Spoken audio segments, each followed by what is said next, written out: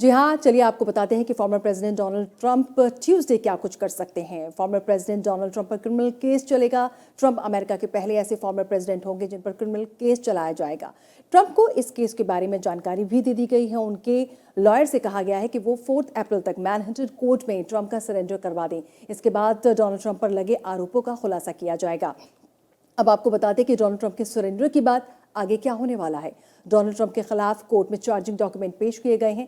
इसमें लिखा हुआ है कि किस तरह के आरोप जो हैं वो लगाए गए हैं, ये किन आरोपों का एलिगेशंस का सामना कर रहे हैं और उन्होंने कानून लॉ कैसे तोड़ा है। सरेंडर के बाद डोनाल्ड ट्रंप के साथ पूरी लीगल प्रोसेस जो होगा वो किया जाएगा। रिकॉर्ड के लिए उनके फिंगरप्रिंट्स और फोटो भी ली जाएगी।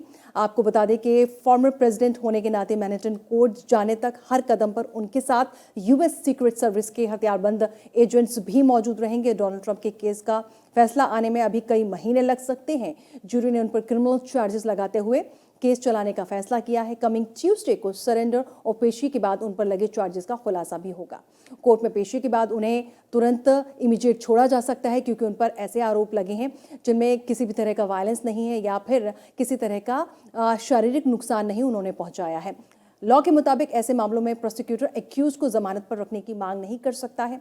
केस चलने तक या आरोप साबित होने के बाद भी डोनाल्ड ट्रंप इलेक्शन के लिए कैंपेन करते रह सकते हैं। उनके इलेक्शन में खड़े होने में भी कानूनी तौर पर कोई अड़चन नहीं आएगी। हालांकि क्रिमिनल केस को देखते हुए रिपब्लिकन पार्टी उन्हें कैंडिडेट बनाएगी या फिर नहीं, यह अभी तक साफ नहीं है। लेकिन इस पूरे बड़े मामले को लीगल एक्सपर्ट्स किस तरह से देख रहे हैं, ये भी देख लेते हैं। I doubt that he'll be put into any kind of prison cell, and I'm pretty sure he will not be given the usual perp walk. He gets arraigned, and then he'll be asked to appear before the judge.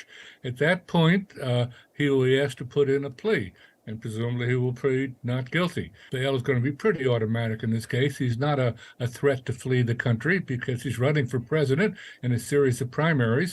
Paying hush money is not illegal, but falsifying business records is only a misdemeanor, punishable by no more than 6 months in prison at most.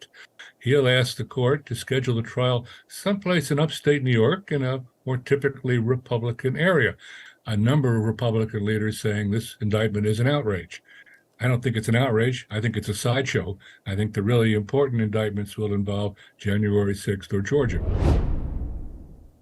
तो former president Donald Trump porn star stormy Daniels को hush payment देने के लिए criminal charges का सामना कर रहे हैं। रॉयल स्टार स्टॉर्मी डेनियल्स ने अपनी एक बुक फुल डिस्क्लोजर में कई खुलासे और बड़े दावे किए। पॉर्न स्टार ने बुक में क्या क्या खुलासे किए हैं, देखिए इस स्पेशल रिपोर्ट के जरिए।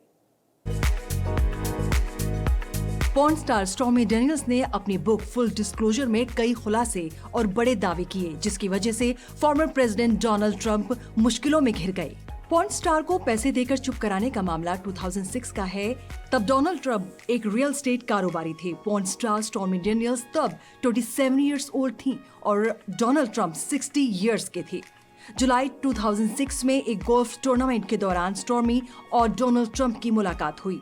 स्टॉर्मी डेनियल ने अपनी बुक फुल डिस्क्लोजर में इस मुलाकात का जिक्र किया है कि डोनाल्ड ट्रंप से जब उनकी मुलाकात हुई थी तब उनकी वाइफ मेलानिया ने बेटे को जन्म दिया था। अपनी बुक में स्टॉर्मी ने बताया कि डोनाल्ड ट्रंप के बॉडीगार्ड्स ने उन्हें एक न्यू स्टार के पेंट हाउस में डिनर के लिए बुलाया था। बुक में उन्होंने डोनाल्ड ट्रंप के साथ बने रिलेशन के बारे में भी जिक्र किया। इसके बाद दोनों के बीच अफेयर भी शुरू हो गया था। एलिगेशन है कि 2016 में प्रेसिडेंट इलेक्शन से ठीक पहले डोनाल्ड ट्रंप ने स्टॉर्मी को चुप रहने के लिए पैसे दिए थे। ट्रंप के वकील ने भी इस बात को स्वीकार किया था कि उन्होंने ट्रंप की तरफ से पॉर्न स्टार को $130,000 दिए थे।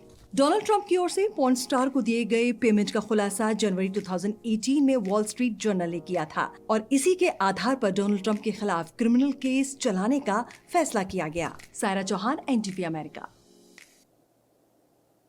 और वहीं डोनाल्ड ट्रंप मुश्किल की घड़ी में है, लेकिन सपोर्टर्स अभी भी उनके साथ हैं। जी हाँ, सपोर्टर्स कह रहे हैं कि फॉर्मर प्रेसिडेंट डोनाल्ड ट्रंप आसानी से इस मुश्किल घड़ी से निकल आएंगे, क्योंकि ये कोई बिग डील नहीं है। जी हाँ, फ्लोरिडा के सपोर्टर्स क्या कुछ कह रहे हैं, आइए देखते हैं।